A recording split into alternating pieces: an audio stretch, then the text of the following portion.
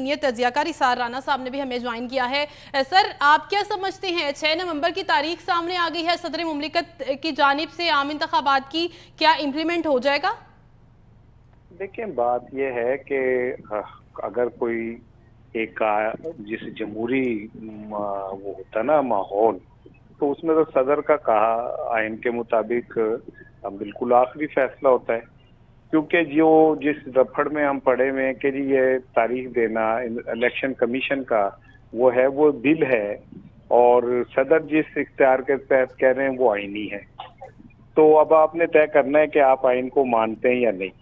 और दूसरी बात ये कि ये बात कहना कि जी हालात हैं या नहीं हैं, तो मैं बारहा इस बात को कह चुका हूँ कि अगर हमने जमहूरियत को पनपने देना है और परवान चढ़ाना है, तो फिर हमें जमहूरी तकाज़ों के ऊपर पूरी तरह अमल करना होगा।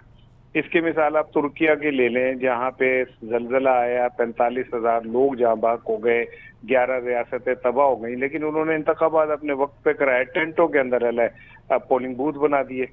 वहां तो किसी इदारे ने नहीं कहा कि जी हम इस पोजीशन में नहीं है, या किसी ने कहा ये नहीं कहा कि हमारे पास पैसे नहीं है, या ये नहीं कहा कि नहीं जी आईनी तौर पे अब जलजला आ गया तो अब तारीख नहीं दी जा सकती।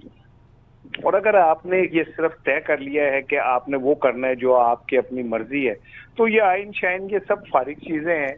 और मेरे दोस्त ताहिर मलिक साहब ठीक कह रहे थे कि सदर गोंगलुओं से मट्टी झाड़े थे।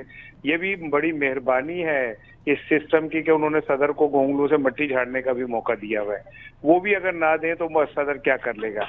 और जिन घरों में बुजुर्गों की, बड़ों की कोई इज्जत एहतराम नहीं होता, उनकी बातों का एहतराम नहीं होता, और ये कहा जाता है तुम्हें तो हक ही नहीं है, आप अब्बू हो लेकिन आपको कोई हक नहीं घर का फैसला करने का, है मेरा चाचा ही करेगा जरा बाहर बैठा है लंदन ही।